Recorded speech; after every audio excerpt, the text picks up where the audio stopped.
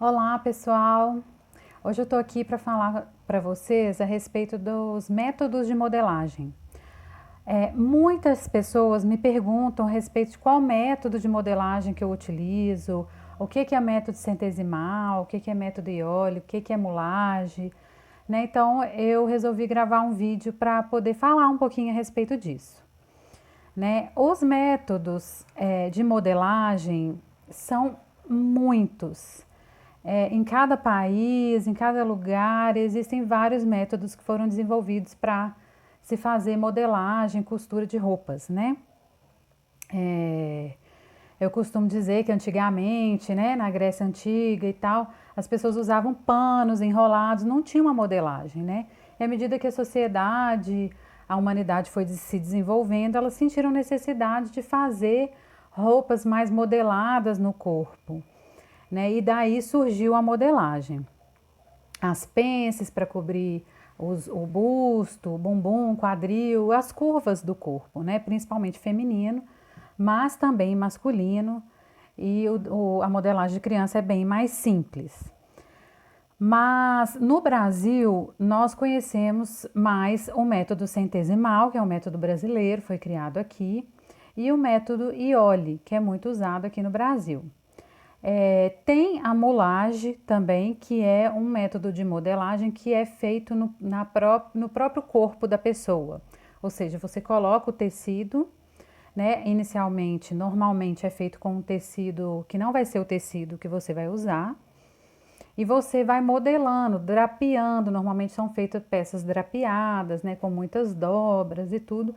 Mas também pode ser feitas peças normais, tradicionais, com cava, é, e né, cintura, recortes, enfim, pences e tudo mais. Tá? O método centesimal, ele é um método que ele tem muitas réguas, né, e muitas regras próprias do método, como a maior parte dos métodos tem. Tá? Eu não digo que todos, né, mas o centesimal e o Iole, eles têm réguas próprias do método. Então, para fazer a modelagem com o método centesimal ou método Iole, você precisa de todas essas réguas, né? E você precisa conhecer as regras para utilizar essas réguas. E quando eu aprendi a modelagem, eu já sabia um pouco, né? Mas pela prática mesmo, já manuseava alguns moldes, que eu já tinha uma confecção, já tinha crescido numa confecção também, né? Que minha mãe sempre teve confecção.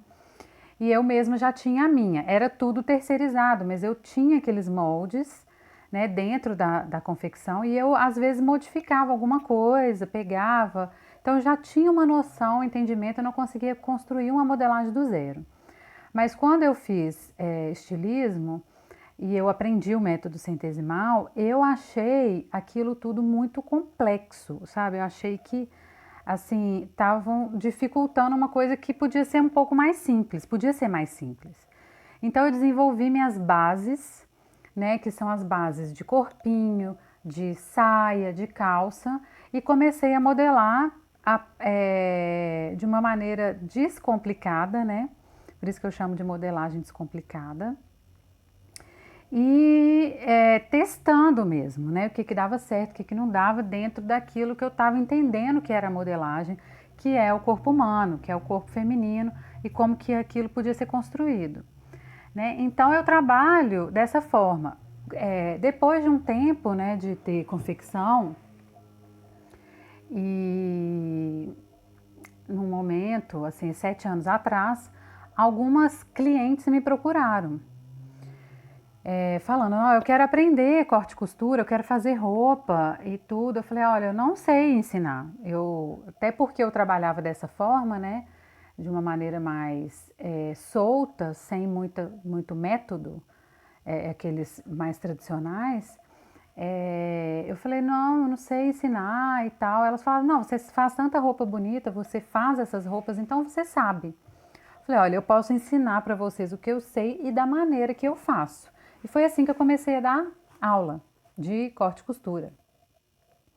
Então, nesse tempo, eu venho aprendendo cada vez mais a fazer da minha maneira de modelar uma metodologia, mas é uma coisa assim bem descomplicada, intuitiva, mas eu ensino para os alunos, né, para as alunas, a entender o corpo humano, né? Por que que a gente precisa dessas pences, por que que a gente precisa de colocar as coisas onde a gente pode, né, tem que colocar, e como que nós podemos usar os recortes e todas as ferramentas que a gente tem, né, de transferência, de pence e tal, para fazer o que a gente quer com um design interessante que também a gente pode querer, né, ou usar dele para construir uma boa modelagem, uma peça interessante.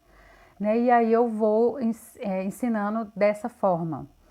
E as pessoas, o que elas precisam é só da base, que normalmente eu dou, mas também pode ser construída por cada um.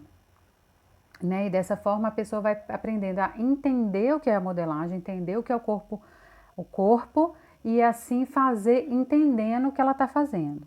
Tá? Nada contra os outros métodos, acho que cada um escolhe e consegue desenvolver um caminho com uma metodologia, como muitas outras coisas na vida, né?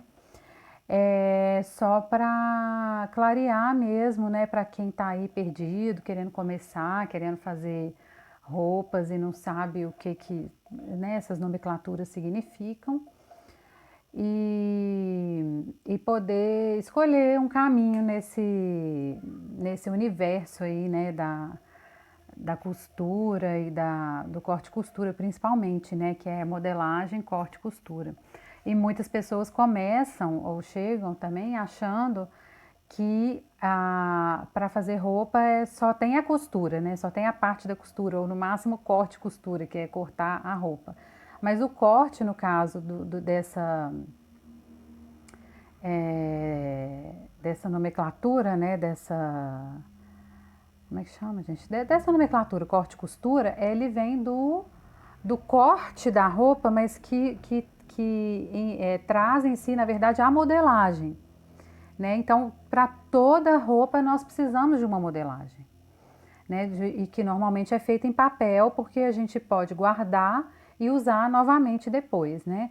Em grandes confecções, normalmente a gente faz um piloto, uma modelagem num tamanho M, por exemplo, geralmente é feito M, mas pode ser feito P também. Aí a gente faz uma peça piloto com essa modelagem, para a gente provar essa modelagem, ver se tem algum defeito, algum lugar que a gente pode consertar. E aí é feito esse conserto, se necessário, e depois a gradação. Então, todos os outros moldes, os outros tamanhos, o P, o G, GG, o PP, o que você for fazer na sua confecção. Né? E aí a gente faz a gradação desses tamanhos no molde também. Normalmente eu guardo tudo dentro do envelope, o mesmo envelope com o desenho do modelo lá do lado de fora. E aí a gente vai para a produção, tá? Mas então é isso. Espero que vocês tenham gostado, tenha sido útil esse vídeo para vocês. Um abraço e até a próxima.